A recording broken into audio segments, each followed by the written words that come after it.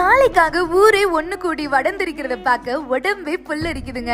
நம்ம மதுரை மாவட்டம் பொதும்புல வருஷம் வருஷம் காளைக்காக நடக்கக்கூடிய எருதுகட்டு திருவிழாவுக்கு நீங்க போயிருக்கீங்களா? ஐயோ, அவ்வளோ சிறப்பா இருக்கும், அவ்வளோ பிரம்மாண்டமான கூட்டம் இருக்கும் அப்படின்னு சொல்லி நான் கேள்விப்பட்டிருக்கேன். ஆனா இது வரைக்கும் நான் போனதில்லை.